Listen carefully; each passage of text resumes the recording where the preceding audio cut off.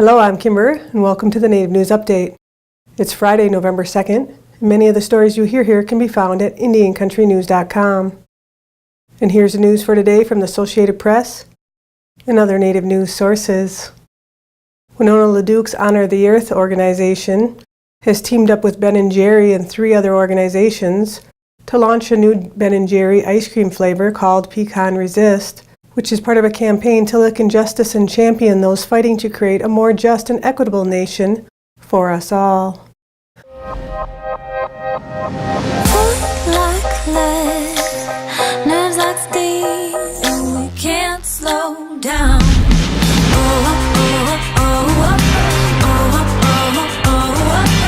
We're on right now, and we can't slow down. Pecan Resist supports 4 organizations that are working on the front lines of the peaceful resistance, building a world that supports their values. The organizations include Honor the Earth, Color of Change, NETA, and Women's March.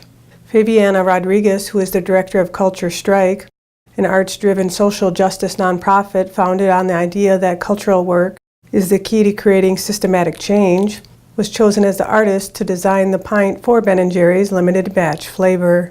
The ice cream company says that Pecan Resist, which is made up of chocolate ice cream with white and dark fudge chunks, pecan, walnuts, and fudge-covered almonds, constitutes a celebration of the activists who are continuing to resist oppression, harmful environment practices, and injustice. To aid in those efforts, Ben & Jerry's is also donating $25,000 to each of those 4 progressive community groups. Leonardo DiCaprio and Martin Scorsese are officially reteaming. Imperative Entertainment has signed Scorsese as director and DiCaprio to star in the feature adaptation of Killers of the Flower Moon, the New York Times best-selling book by David Grann. The story is set in 1920s Oklahoma and revolves around the Osage Nation, who were the richest people per capita in the world after oil was discovered under their land, and then were murdered one by one. As the death toll rose, the newly created FBI took on the case and unraveled a chilling conspiracy and one of the most monstrous crimes in American history. Imperative Entertainment executives have met with the Osage Nation, and the team is scouting locations in the coming months, with production set to commence during the summer of 2019. The project will mark the 6th film DiCaprio and Scorsese have worked on together, most recently teaming up on the Oscar-nominated The Wolf of Wall Street. DiCaprio is currently filming Quentin Tarantino's Once Upon a Time in Hollywood, and Scorsese is in post-production on his Netflix mob drama, The Irishman. Your Name is in English, a short film by Tazbah Rose Chavez, recently premiered on the big screen with a huge crowd and reception at the LA County Museum of Art. So I've never seen a name like that before. How do I say it? Tazbah. Tazbah. No, Tazbah. The moment these drivers hit accept ride, they are unbeknownst to them joining a movement. They spend their drives with me attending a history class in which I am their generous professor. Where is your family originally from before they came here? From here. This is a course I like to call occupied territory. Kiva! Are you sure you're an Indian? Man, you don't look like it. I mean that as a compliment.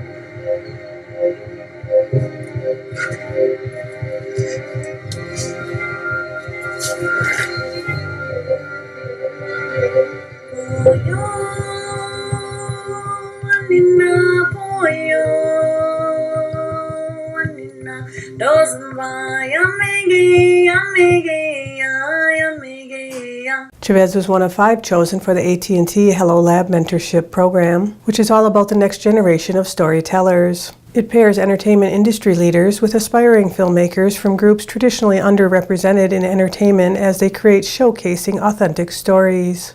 The filmmakers are debuting their short films currently on the Hello Lab channel on DirecTV and DirecTV Now. Chavez is a Los Angeles-based multimedia artist working in the disciplines of film, music, performance, poetry, and artistic direction. She is Paiute, Navajo, and San Carlos Apache, originally from the Bishop Paiute Reservation in California. She wrote and directed her first film at age 16, called Composure, a short experimental documentary combining film, music, and spoken word, which went on to be showcased at film festivals internationally. Her most recent work as a writer and poet includes writing the script for Nike's N7's Dare to Rise for Equality campaign, and as an ongoing artistic director, writer, and producer for the Be Yellowtail fashion brand's video marketing campaigns. For the last 7 years, turquoise jerseys have graced courts across college basketball as part of Nike N7 and its celebration of Native American Heritage Month. As the partnership between Nike N7 and select collegiate programs enter into its 8th season, the color turquoise, the color of fellowship and Native culture, has developed its own legacy among these schools and their local communities. The participating programs this year include 9 men's teams and 6 women's teams. New to the partnership are Fort Lewis College in Durango, Colorado, and Mesa Community College in Mesa, Arizona. The distinctive uniform has appeared in at least one game of each participating school season since 2010. There's also local outreach between Nike N7 and the programs that encourage Native American youth to live active, healthy lifestyles. Each season, the New Mexico Lobos men's and women's team auction their turquoise uniforms and donate the proceeds to local Native American youth organizations. Whether through basketball camps, field days, or programs for kids, turquoise heralds not simply a different colored uniform, but a shared mission to positively impact Native American communities from the inside out. Singer-songwriter Billy Ray Cyrus joined the Stand and Vote concert series in North Dakota alongside actor Mark Ruffalo, Dave Matthews, Purefe, and many others.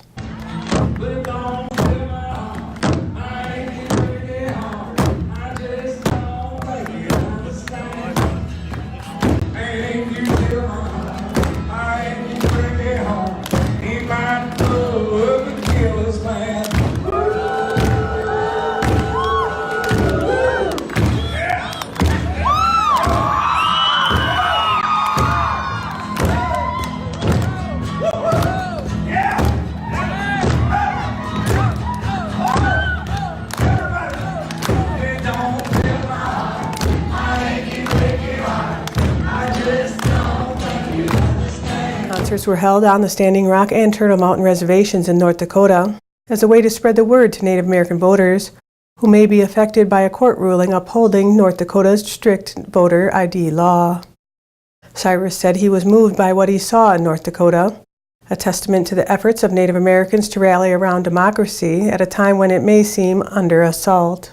The push comes as Native Americans are most likely to be impacted by the state's requirement of a residential street address to vote.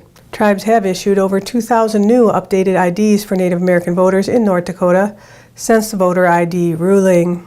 For more information on hashtag StandNVote, you can visit StandNVote.org. And that's another roundup of news from Indian Country on this edition of the Native News Update.